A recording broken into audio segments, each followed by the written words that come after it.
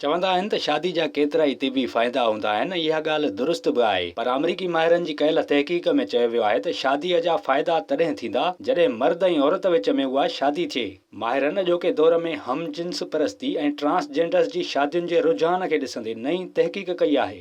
Duke university जे तिबी रिसाले में शाया थियल तहक़ीक़ मूजिबि अमरीकी माहिरनि शादी जा फ़ाइदा ॼाणण लाइ 1,54,000 खां वधीक जोड़नि जी ॼाण गॾु करे जाइज़ो वरितो। तहक़ीक़ दौरान माहिरनि 2600 खां वधीक हमजिन्स परस्त जोड़नि ऐं 1500 अहिड़ा रुझान रखंदड़ जोड़नि समेत मर्दनि ऐं औरतुनि जी शादियुनि जो जाइज़ो वरितो। तहक़ीक़ में मर्दनि ऐं औरतुनि जे जोड़नि जो अंग 1.5 लख हो। माहिरनि सभिनी रज़ाकारनि खां सवाल कया, जिन में सिहत, समाजी हैसियत, कमाई, दौलत, बचत, ज़हनी सुकून ऐं ख़ुशीअ बाबति सवाल शामिल हुआ। माहिरनि नतीजो वरितो त शादी मजमूई तौर ते इंसान जे जिस्मानी ऐं ज़हनी सिहत ते असरअंदाज़ थिए थी, जॾहिं त हमजिन्स परस्त ऐं ॿियनि जिन्सुनि में दिलचस्पी रखंदड़ माण्हुनि खे शादी को ख़ासि फ़ाइदो नथी ॾिए। नतीजनि मां ख़बर पई त तकरारी जिन्सी रुझान रखण ऐं हमजिन्स परस्ती ॾांहुं राग़िब शादीशुदा जोड़नि जी ज़िंदगी ऐं सिहत अकेलनि माण्हुनि खां बि ख़राब हूंदी आहे। तहक़ीक़ मां ख़बर पई त मर्द ऐं औरतुनि विच में ई शादी दिली सुकून, ख़ुशी, ज़हानत ऐं समाज में वक़ार जो सबबु बणिजे थी ऐं इन जा केतिरा ई जिस्मानी फ़ाइदा बि हूंदा आहिनि। नतीजनि में इहा ॻाल्हि बि साम्हूं आई त कुदरती तौर ते मर्द ऐं औरतुनि विच में थियल शादीअ सां